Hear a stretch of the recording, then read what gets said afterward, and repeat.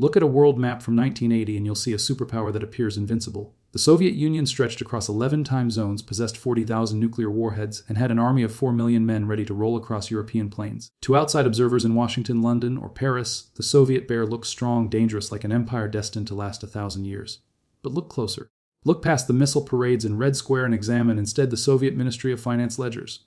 You'd see a very different picture: a superpower terminally ill, an economy rotting from within, and a terrifying dependency on a single commodity. By the 1980s, the Soviet Union was no longer a diversified industrial giant. It had become something far more fragile, a petrol state. It was a drug addict, and the drug was high-priced crude oil. For decades, the communist system had been failing its people. Factories were inefficient. Collective farms couldn't grow enough wheat to feed the population. Technology lagged 20 years behind the West. But in the 1970s, the Soviet Union got lucky. The Arab oil embargo sent oil prices skyrocketing. Billions of dollars in hard currency flooded Moscow. It was a miracle, allowing the aging Politburo leaders to paper over their system's cracks. They used oil money to buy grain from America to feed their people, to buy technology they couldn't invent themselves, and most importantly, to fund massive military expansion and prop up communist regimes from Cuba to Vietnam. As long as oil prices stayed high, the Soviet Union could pretend it was a functioning superpower. They believed the party would last forever. But in Washington, a new administration was taking power, and they had spotted the weakness. In January 1981, Ronald Reagan walked into the White House, bringing a team of hardliners tired of the old containment strategy. They didn't want to just live with the Soviet Union. They wanted to defeat it. Among them was William Casey, the new CIA director. Casey was an old spy who had served in the OS during World War II, running agents behind Nazi lines. He understood that war wasn't just about bullets and bombs. It was about money, about logistics. He looked at the Soviet Union with a forensic accountant's cold eye. He ordered a secret study of the Soviet economy.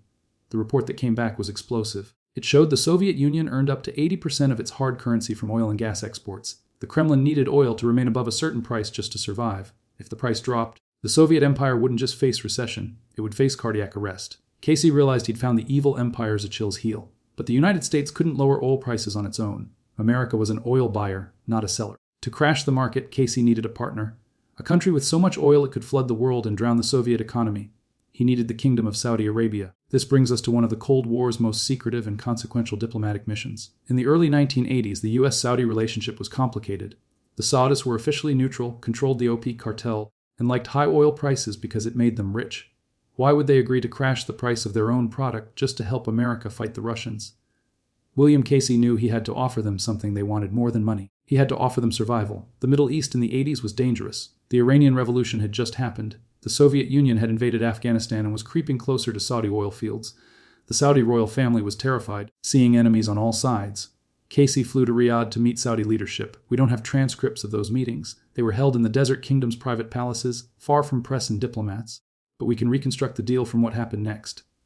Casey laid out a terrifying picture of the Soviet threat, arguing the Russians were encircling the Middle East. He offered the Saudis absolute American military protection, A-10 surveillance planes, Stinger missiles, a guarantee the House of Saud wouldn't fall. In exchange, he asked for one thing: open the taps. The strategy was subtle, not an overnight switch, but a slow squeezing of the Soviet windpipe. At first, the Saudis were hesitant. Lowering oil prices would hurt their own revenue. But Casey argued it was better to be a safe U.S. ally with slightly less cash than a rich victim of Soviet aggression. He also appealed to the Saudis' religious duty. The Soviets were slaughtering Muslims in Afghanistan. But bankrupting Moscow, the Saudis would strike a blow for the Ummah. The arguments worked. The alliance was formed, an economic suicide pact for the Kremlin, signed in the desert. While Casey worked diplomatic channels, the Reagan administration tightened screws in other ways. They launched a campaign of economic denial, blocked construction of a massive gas pipeline the Soviets were building to Europe, convinced European banks to stop lending money to Moscow, and forced the Soviets to spend more and more on their military to keep up with American defense spending. The goal was to stretch the Soviet budget to breaking point so that when the oil shock came, the system would snap. By 1985, the stage was set. In Moscow, a new leader had taken power. Mikhail Gorbachev was young and energetic. He knew the economy was in trouble and planned to fix it with a program called perestroika, or restructuring. But Gorbachev was operating under a fatal assumption. He assumed oil money would keep flowing. He wrote his budgets and 5-year plans based on oil staying at around $30 a barrel. He believed he had a safety net. He didn't know that William Casey and the Saudi king had already cut the ropes. In summer 1985, the Saudis made their move. For years, Saudi Arabia had been acting as OP's swing producer, often cutting their own production to keep prices high for everyone else. They were getting tired of this role. Other countries were cheating on their quotas and selling more oil while the Saudis held back. The Saudis warned other OPEC members they wouldn't support the price forever. No one listened. They thought the Saudis were bluffing, that the Saudis were addicted to high prices just like the Russians. But in September 1985, Saudi oil minister Ahmed Zaki Yamani declared that Saudi Arabia was changing policy. He announced the kingdom would no longer protect oil prices. Instead, they would fight for market share. It sounded like a boring technical announcement. But in New York and London trading pits, traders knew what it meant. The dam had broken. The Saudis turned on the pumps. They had massive surplus capacity. Within weeks, they flooded the market with millions of extra barrels of crude oil daily. The world was suddenly swimming in oil. Supply far exceeded demand. Economic laws took over with brutal speed. The price began to slide from 30 to 28, then 25, then 20. In Moscow, the initial reaction was confusion. Soviet planners had seen price fluctuations before. They assumed it was a temporary dip, that the market would correct itself. They didn't realize this was a structural shift engineered by their enemies.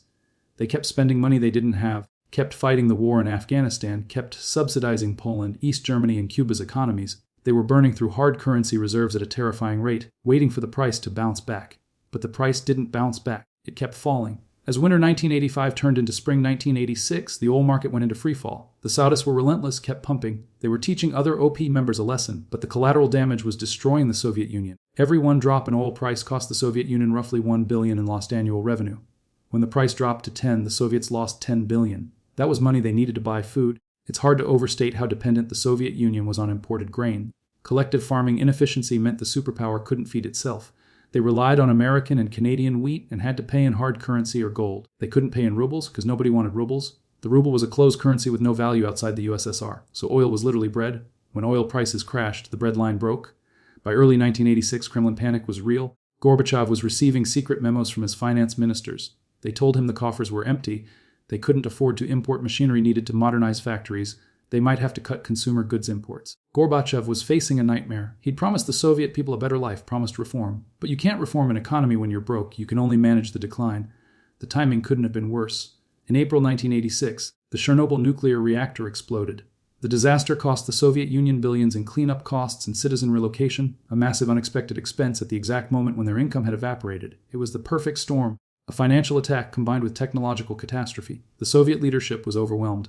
But the Americans weren't done. They kept the pressure on, encouraged the Saudis to keep prices low, told the Saudis this was hurting the common enemy.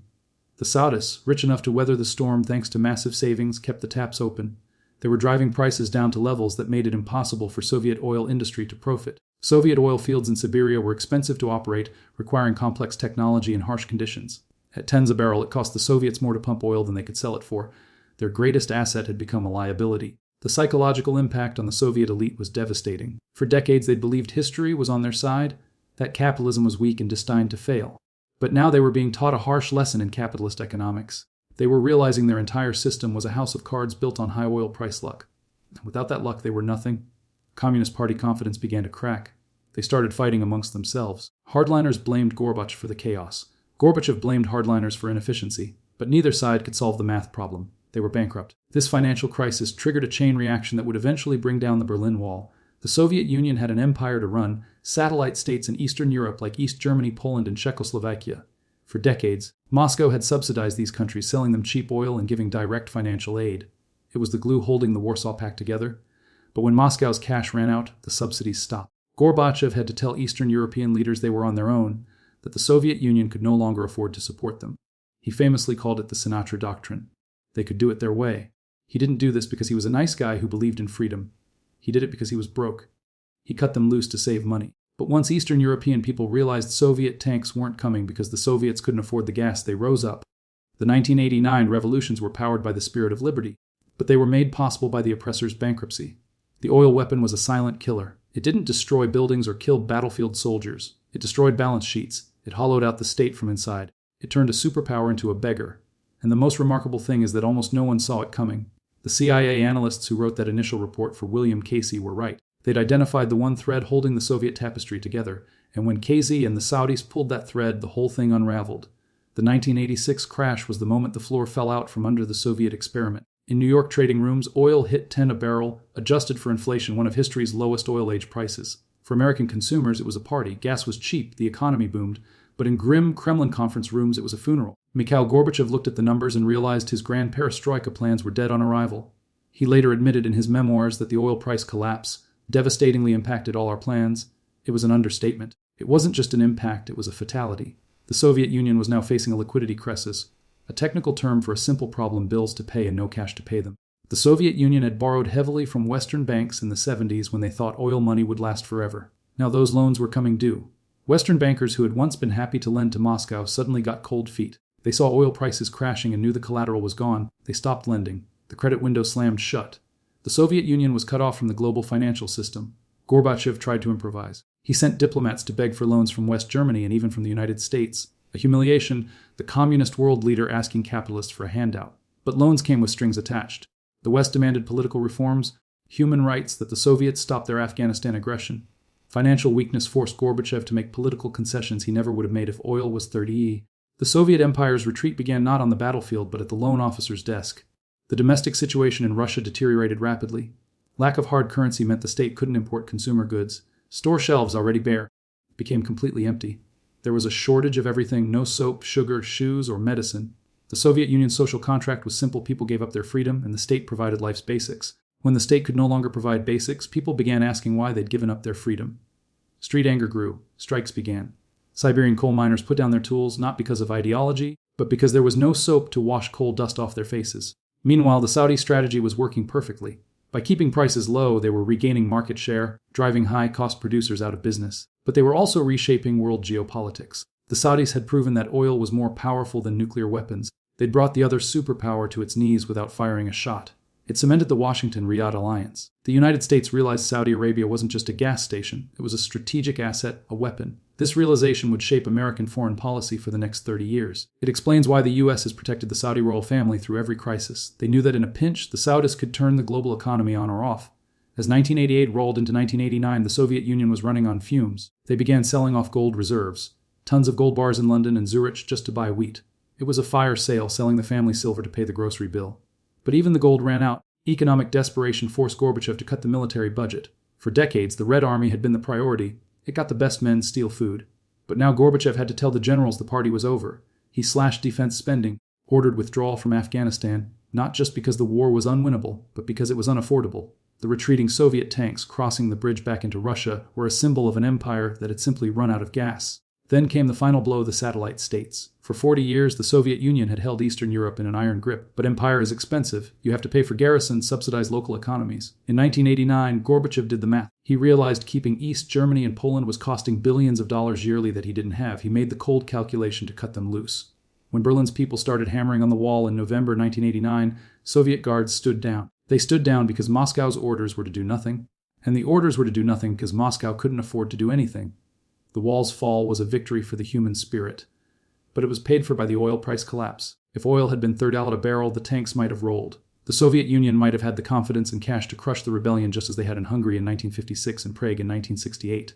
But at 10 a barrel, the tanks stayed in the barracks. The Soviet Union formally dissolved on December 26, 1991. The red flag was lowered from the Kremlin for the last time. Pundits talked about democracy's triumph, communist ideology's failure, and those things were true. But the man who turned off the USSR's lights wasn't just Reagan, Gorbachev, or Pope John Paul II. It was also the Saudi oil minister who opened the taps in 1985. It was the invisible hand of the market, manipulated by a secret desert deal. The oil weapons legacy is still with us today. It taught the world a lesson about petrol state vulnerability. It showed that a country relying on resources rather than its people's creativity is built on sand. When resource prices crash, the state crashes. We saw echoes of this in Venezuela in recent years. We see its shadow in the current Russian economy. Vladimir Putin, who watched the Soviet Union's collapse as a KGB officer, learned this lesson well. He spent his presidency trying to build massive financial reserves, trying to sanction-proof his economy so it could never happen again. But 1986 ghost still haunts the Kremlin. They know their power is tied to barrel price. For the United States, the 1980s Operation's success created a sense of economic omnipotence, a belief that sanctions and financial warfare could solve geopolitical problems without blood. It became the preferred tool of American power. Instead of sending Marines, Washington sends the Treasury Department. Instead of bombing cities, they disconnect banks. The financial war against the Soviet Union was the prototype for sanctions on Iran, North Korea, and modern Russia. It was the birth of a new kind of warfare where the battlefield is the Bloomberg terminal and the ammunition is the dollar. But there's a danger in this weapon. It works until it doesn't. In the 80s, the US and Saudi Arabia were in lockstep. Today, the world is more complex. Oil producer and consumer interests aren't always aligned. And using the financial system as a weapon encourages other countries to find alternatives to the dollar in American banks.